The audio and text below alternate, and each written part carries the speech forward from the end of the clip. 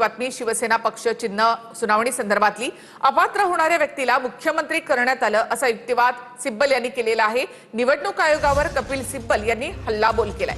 निवडणूक आयोगाने शिवसेनेच्या केसमध्ये अलोकतांत्रिक मार्ग अवलंबला। कपिल सिब्बल यांनी हा मुद्दा कोर्टाकडनं मान्य करण्यात आलेला आहे। शिवसेनेसंदर्भात आता मंगळवारी पुढची सुनावणी होणार आहे। अपात्र होणाऱ्या व्यक्तीला निवडणूक आयोगानं मुख्यमंत्री बनवू दिलं असं सिब्बल म्हणाले। यासह शिंदेंना मुख्यमंत्री पद दिल्यानंतर बऱ्याच गोष्टी घडल्या। निवडणूक आयोगानं सरसकट पक्ष चिन्ह शिंदेंना दिलं। आयोगानं परस्पर निर्णय कसा घेतला असाही सवाल सिब्बल यांनी केलाय। तर हे प्रकरण आमच्या बाजूने आहे, कारण आम्हाला आयोगानं कोणतीही नोटीस दिलेली नाही। घडलेल्या घडामोडी पाहता त्यांना राजकीय मदत झाली असंही सिब्बल यांनी म्हटलंय। तर पक्षानं आमदारांना अपात्र करण्याची मागणी अध्यक्षांकडे केली होती। विधानसभा अध्यक्षांनी आमदारांना अपात्र केलं नाही। शिंदेंनी 2018 ची पक्षाची घटना मान्य केली होती असंही सिब्बल यांनी यावेळी म्हटलं। तर पक्षाच्या घटनेनुसार शिंदे गटनेते झाले, पक्ष तिकिटावर निवडणूक लढली आणि त्याचा उपभोगही घेतला। फुटीनंतर पक्षाची घटना मान्य नाही हे म्हणणं आता चुकीचं असल्याचं सिब्बल यांनी म्हटलं। नाही, निवडणूक आयोगाने शेण खाल्लेलंच आहे आणि त्या शेणाची किंमत सकाळी मी आकडा सांगितला किती 1000 कोटीचा आहे। हा भ्रष्टाचार आहे फार मोठा। देशाच्या संविधानावरती हात ठेवून केलेला हा भ्रष्टाचार आहे। मी तेच म्हणतोय की पूर्णपणे बेकायदेशीर एक मार्ग, हा बेकायदेशीर मार्ग त्यांनी तयार केला। त्या मार्गावरून ते गेले आणि एका बेकायदेशीर गटाला पक्ष म्हणून मान्यता दिली आणि चिन्हही दिलं आमचं त्यांना। निवडणूक आयोगाचा निर्णय हा आधीच ठरला होता। तो निर्णय ठरावा यासाठी फार मोठं षडयंत्र रचलं गेलं आणि निवडणूक ठरल्यावरती हे लोक गुवाहाटीला गेले। निकाल आधी ठरला आणि नंतर हे लोक गुवाहाटीला गेले, हे तुम्हाला मी सांगतो। शिवसेना पक्ष ठाकरेंनाच मिळणार। सुनावणी सुरू असताना ॲडव्होकेट सरोदेंनी हा मोठा दावा केला। धनुष्यबाण चिन्ह गोठवलं जाणार असं सरोदे म्हणाले। सुनावणी संपण्याच्या आधी सरोदेंनी केलेल्या या दाव्यांमुळे एकच खळबळ उडाली। शिवसेना पक्ष आणि चिन्हासंदर्भात सुप्रीम कोर्टामधली सुनावणी अंतिम टप्प्यामध्ये आली असतानाच ॲडव्होकेट असीम सरोदे यांनी मोठा दावा केलाय। शिवसेना मूळ पक्ष उद्धव ठाकरे यांनाच मिळणार असून धनुष्यबाण चिन्ह गोठवलं जाणार असल्याचं सरोदे यांनी म्हटलं। सुनावणी संपण्याच्या आधीच सरोदेंनी केलेल्या या दाव्यामुळे एकच खळबळ माजली। गेल्या 4 वर्षापासून रखडलेल्या शिवसेना पक्ष आणि चिन्हासंदर्भातील याचिकेवर सुप्रीम कोर्टामध्ये सध्या सुनावणी सुरू आहे। ठाकरेंच्या बाजूने ज्येष्ठ वकील कपिल सिब्बल यांनी जोरदार युक्तिवाद केलाय। आता शिंदेचे वकील सुद्धा त्यांची बाजू सुप्रीम कोर्टासमोर मांडणार आहेत। पण त्याआधीच असीम सरोदे यांनी केलेल्या वक्तव्याची जोरदार चर्चा सुरू आहे। आपल्याला या महिन्याभरामध्ये पुढच्या निकाल येईल असं मला नक्की वाटते आणि सत्याचा विजय झालाच पाहिजे। की सत्याचा विजय म्हणजेच उद्धव ठाकरेंचा विजय, सत्याचा विजय म्हणजेच मूळ शिवसेना जिंकली पाहिजे याचा विजय। त्यामुळे हे सिंबल हे जे आहे धनुष्यबाण हे सिंबल हे आता गोठवून टाकण्यात जाईल। शिवसेना हा पक्ष त्यांना परत दिला जाईल आणि मग एकनाथ शिंदे कोणते तरी नवीन सिंबल घेतील किंवा भारतीय जनता पक्षामध्ये प्रवेश करतील। समोरचा जो आमची रायव्हल पार्टी आहे त्यांचा सगळा भर सेटिंगवर आहे। ते ठामपणे सांगतात निकाल आमच्या बाजूने लागेल।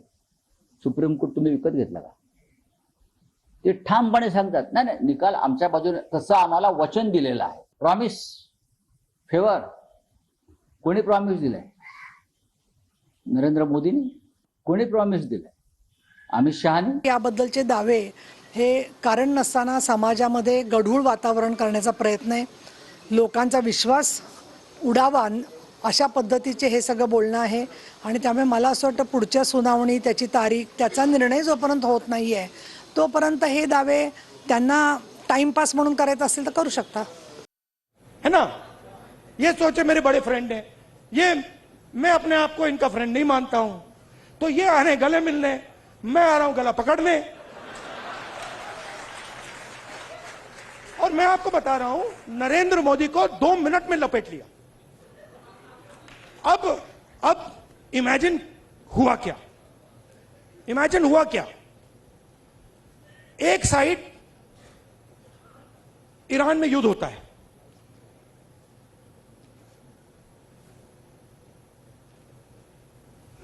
हिंदुस्तान के लिए, अगर हिंदुस्तान अपनी स्ट्रेंथ को समझता और अगर हिंदुस्तान का नेता इंदिरा गांधी जी जैसा होता, तो हिंदुस्तान के लिए दुनिया में सबसे बड़ी अपॉर्चुनिटी आपके सामने आई। कौन सी कि भैया ईरान हमारा पुराना दोस्त, अमेरिका हमारा दोस्त, रशिया हमारा दोस्त, चलो भैया हम रेलेवेंट बन जाते हैं, इनकी दोस्ती बनाते हैं। हुआ क्या? नहीं हुआ क्या, पाकिस्तान ने हमें जगह उठा के ले गया। जो मीडिएटर पाकिस्तान बन गया और हिंदुस्तान, मोदी जी देखते रह गए। ये हुआ क्या भाई? ये कैसे हुआ? अब क्या हुआ? अभी ये मीडिया वाले आपको बता नहीं रहे। मुझे मालूम है, आजकल भैया मैं आपको बता रहा हूं, मोदी जी के ऑफिस के अंदर से मुझे इंफॉर्मेशन मिलती है। पूरा रिवोल्ट चल रहा है अंदर। हुआ क्या?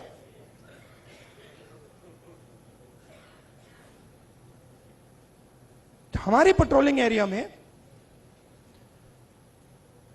चाइना ने अरुणाचल में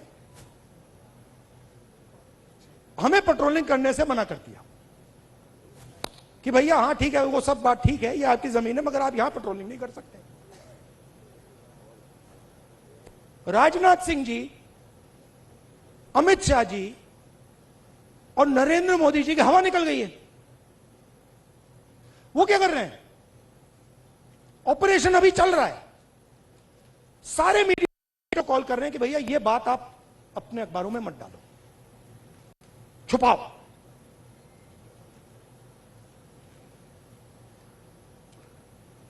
सीधा बिना सोचे समझे देश का नुकसान कर रहे हैं।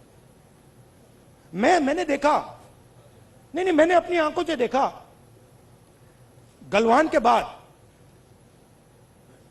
प्रधानमंत्री आए, जूम कॉल थी, प्रधानमंत्री कहते हैं हिंदुस्तान की जमीन का 1 इंच चाइना ने नहीं लिया।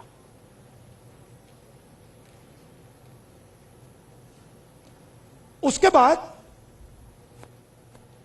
आर्मी कहती है कि भैया हिंदुस्तान की जमीन तो ले गए। आप सोचिए, चाइना को मैसेज किया गया। चाइना के नेगोशिएटर्स ने हमारे नेगोशिएटर से कहा कि आप क्या बकवास कर रहे हो, आपके प्रधानमंत्री ने बोला हमारी आपकी जमीन नहीं गई। फैक्ट बोल रहा हूं आपको। आर्मी कह रही है कि भैया हमारी जमीन गई, चाइना का नेगोशिएटर कह क्या बकवास कर रहे हो, तुम्हारा तो प्रधानमंत्री कह रहा नहीं गई है, जाके उनसे बात करो। तो इन्होंने इंटरनली देश को खत्म कर दिया है, फॉरेन पॉलिसी उड़ा दी है, और सारा का सारा काम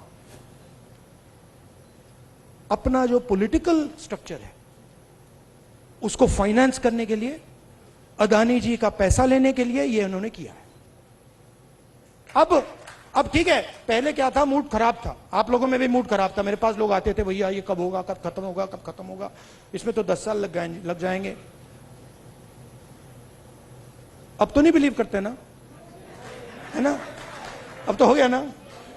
हाँ, क्योंकि अब कांग्रेस पार्टी, ऑपोजिशन, सबका एक्सप्रेशन चालू है, अब नहीं रुकने वाला। वो क्या, हाँ, thank you, tata, good bye. और मैं आपको बता रहा हूं, आप लिख लो, जिस दिन तक नरेंद्र मोदी अपना इस्तीफा नहीं देंगे, अमित शाह नहीं हटेगा, उस दिन तक नरेंद्र मोदी और अमित शाह नहीं सो पाएंगे। उनको हम जगा के रखेंगे, पूरी रात जगा के रखेंगे, जब तक वो कोलैप्स करके कहें कि भैया ये हमारी बस की नहीं है, माफ करो, छोड़ दो हमें। और बिना नफरत के, बिना हिंसा के, बिना नफरत के हम हमारी देश की संस्कृति, हमारे देश के कल्चर की लड़ाई लड़ रहे हैं। हमारा देश नफरत का नहीं है, मोहब्बत का है, प्यार का है, भाईचारे का है, अहिंसा का है। ये हम प्रूव करके दिखा देंगे सबको।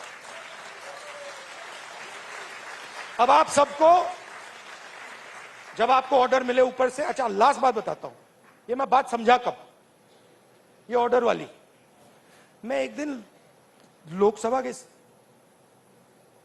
में ना, एक तो प्राइम मिनिस्टर का साइड होता है और एक ऑपोजिशन का होता है, तो एक दिन पता नहीं क्यों मैं उस साइड से जा रहा था ऊपर की ओर, तो वो बैठे हुए थे वहां पे।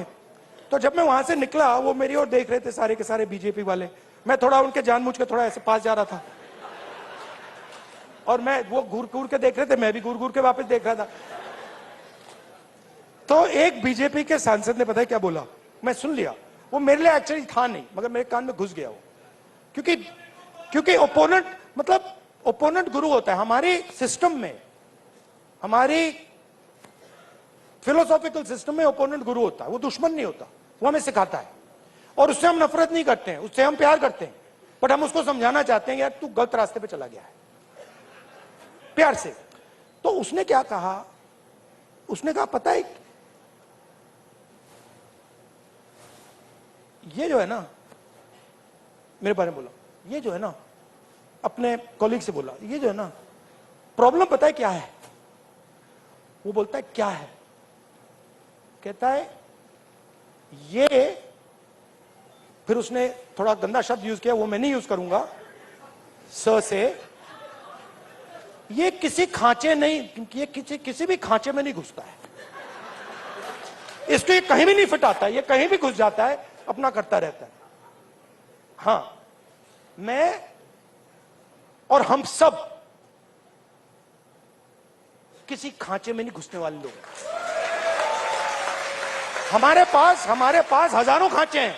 देखिए मैं आपको बताता हूं, आप सिख हैं, ठीक है, पहला खांचा।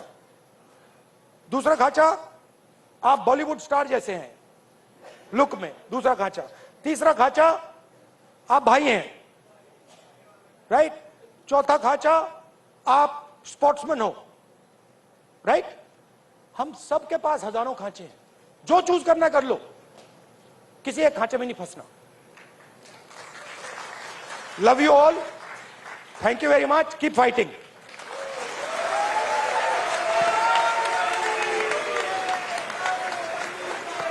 एक मिनट प्लीज, बैठे रहिए, बैठे रहिए।